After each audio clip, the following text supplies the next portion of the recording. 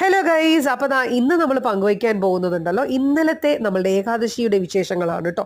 അപ്പോൾ ഇന്നലെ വീഡിയോ ഒക്കെ എടുത്ത് വെച്ചു എങ്കിലും നമ്മൾ വൈഫൈ കണക്ഷൻ ഒന്നും ഞങ്ങൾക്ക് കിട്ടിയിട്ടില്ല. അപ്പോൾ അതുകൊണ്ട് തന്നെ നെറ്റിൻ്റെ ചില ഇഷ്യൂസൊക്കെ ഉണ്ടായത് കാരണം നമുക്ക് വീഡിയോ ഇടാൻ സാധിച്ചില്ല കേട്ടോ. അപ്പോൾ രാവിലെ തന്നെ നെയ്വിളക്കൊക്കെ കൊളുത്തി ഭഗവാന് പ്രസാദമൊക്കെ അർപ്പിച്ചു. അങ്ങനെ നമ്മൾ നാമജപത്തോടു കൂടിയാണ് കേട്ടോ ഏകാദശിയുടെ ദിവസം തുടങ്ങിയത്. പിന്നെ നമ്മൾ ക്ഷേത്ര ദർശനം നടത്തി. നമ്മുടെ മുറ്റത്ത് തന്നെ നമുക്ക് എന്താ പറയുക, റോഡ് അങ്ങോട്ട് ക്രോസ് ചെയ്താൽ കാണുന്നത് അമ്പലമാണ് കേട്ടോ, ശങ്കരനാരായണ ക്ഷേത്രമാണ്. അപ്പോൾ അവിടെ പോയി തൊഴുതു. അങ്ങനെ വന്നിട്ട് പിന്നെ ഞാൻ കിച്ചണിൽ കയറി. അപ്പോൾ എന്നത്തെയും പോലെ വൈകിട്ട് എനിക്ക് ജോലിക്ക് പോകണം. അതിന് മുമ്പേ തന്നെ എല്ലാ ജോലികളും ചെയ്തു തീർക്കാനുള്ള ഒരു ശ്രമത്തിലാണ് കേട്ടോ. അപ്പോൾ നമ്മൾ രാവിലെ ബ്രേക്ക്ഫാസ്റ്റിന് തരി കാച്ചുകയാണ് കേട്ടോ ചെയ്തത്. ഞാൻ പറഞ്ഞല്ലോ എപ്പോഴും സിമ്പിൾ ഫുഡായിരിക്കും കേട്ടോ ഈ വ്രതം എടുക്കുന്ന സമയത്ത്. അപ്പോൾ റവ കാച്ചി, പിന്നെ ഏകാദശിക്ക് എനിക്ക് കഴിക്കാൻ വേണ്ടിയിട്ട് ഞാൻ കുറച്ച് ചവ്വരി പാലിൽ കാച്ചി വെച്ചു കേട്ടോ.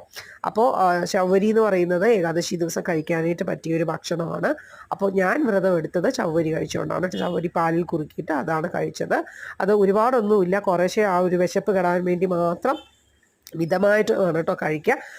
പിന്നെ നമ്മൾ ഇപ്പോൾ ശങ്കരന് ഗോതമ്പ് കൊടുത്തിട്ടാണ് കേട്ടോ ഞാൻ ഏകാദശി വ്രതം അവരെ കൊണ്ട് എടുപ്പിക്കാറ്. അപ്പോൾ അവന് വേണ്ടിയിട്ട് നമ്മൾ ഗോതമ്പിൻ്റെ പുട്ടുണ്ടാക്കി. പിന്നെ ഏട്ടനാണെങ്കിൽ പ്രദോഷം എടുക്കുന്നുണ്ട്. അപ്പോൾ ഏട്ടന് ഈ ഏകാദശി ദിവസം ഒരിക്കലാണ് കേട്ടോ.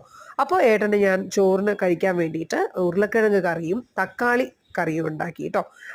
അപ്പോൾ എല്ലാവരും ഞങ്ങളിത് എപ്പോഴും എടുക്കുന്നത് കൊണ്ടിട്ട് നമുക്കിത് യൂസ്ഡ് ആണ്. വളരെ സിമ്പിൾ ഫുഡായിട്ട് അങ്ങനെ ഞങ്ങൾ അങ്ങോട്ട് പോകും കേട്ടോ.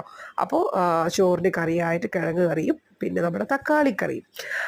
അത് കഴിഞ്ഞ് പിന്നെ പുട്ടിന് വേണ്ടിയിട്ട് ഞാൻ ആവി കയറ്റിക്കൊണ്ടിരിക്കുകയാണ്. അതാണ് കേട്ടോ കാണുന്നത്. ഒരു തട്ടിപ്പ് പരിപാടിയാണെന്ന് തോന്നും. പക്ഷേ നമുക്കിതുപോലെ തിരക്ക് കൂടിയ എന്താ പറയുക, നൈറ്റും ഡെയിലി വീട്ടിലെ കാര്യങ്ങളും എല്ലാം കൂടി ഒരുമിച്ച് കൊണ്ടു നടക്കുന്ന ആൾക്കാർക്ക് ഇതുപോലെ ചെറിയ തട്ടിപ്പ് പരിപാടികളൊക്കെ ചെയ്യാതെ പറ്റില്ല ഗൈസ്. വേറെ ഒന്നുമല്ല കേട്ടോ, എല്ലാം കൂടി ഒരുമിച്ച് അങ്ങോട്ട് ഒരു ആവിപാത്രത്തിലാക്കിയിട്ട് ഞാൻ അങ്ങോട്ട് ആവി കയറ്റിയെടുത്തു.